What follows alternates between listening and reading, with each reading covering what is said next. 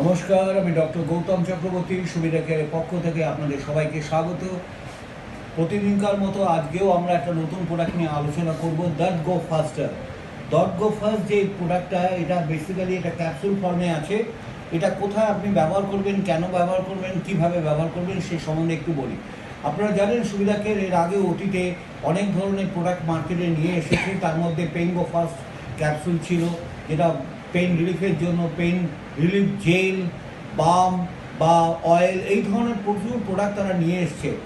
আবার নতুন একটি প্রোডাক্ট নিয়ে এসছে দ্যাট গো ফাস্ট। এই ক্যাপসুলটা বিশেষত্ব হচ্ছে এর মধ্যে কিছু ভালো ইনগ্রেডিয়েন্টস দেওয়া আছে, যেমন নির্গন্ধি, ব্যথা কমাবার জন্য অত্যন্ত ভালো কাজ করে গোখরু।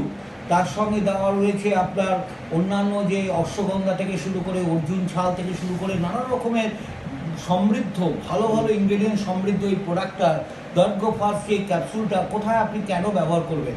দেখুন, আমরা প্রত্যেকেই জানি যে আমাদের শরীরে যখনই কোথাও জয়েন্টে, বিশেষ করে জয়েন্টে বা বিভিন্ন শরীরের বিভিন্ন অংশে যখন আমাদের খুব ব্যথা হয়, আমরা তখন পেইন রিলিফের জন্য একটা পেইন কিলার খাই।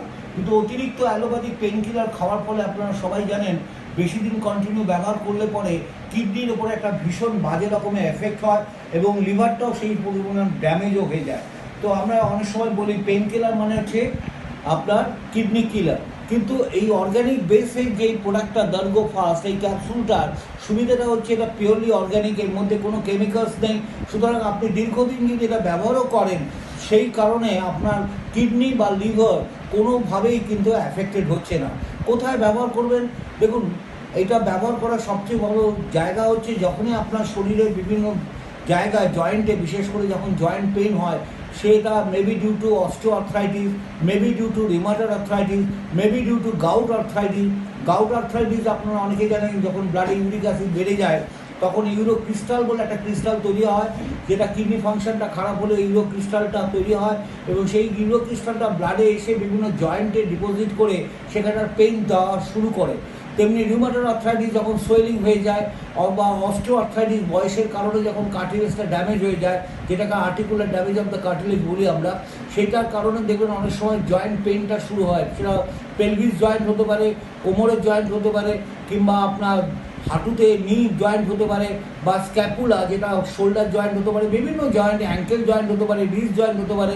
শরীরে বিভিন্ন জয়েন্টে যে সমস্যাগুলো হয়, আমি বলবো আপনার দ্যাট গো ফাস্ট ক্যাপসুলটা দিনে 2বার করে খান, কন্টিনিউয়াস 1 মাস 1.5 মাস খান, দেখবেন আস্তে আস্তে আপনার ব্যথাটা সাবসাইড করছে। খাবার নিয়মটা আবার বলে দিই, সকালবেলায় ব্রেকফাস্টের পরে একটা করে ক্যাপসুল, আবার সন্ধ্যেবেলা কিছু খাবার খেয়ে একটা ক্যাপসুল, দিনে 2বার। মনে রাখবেন, দ্যাট গো ফাস্ট ক্যাপসুল দিনে 2বার খাবেন, সকালে আফটার ব্রেকফাস্ট, আবার সন্ধ্যেবেলা after having some food in the evening, তারপরে আরও একটা ক্যাপসুল খান।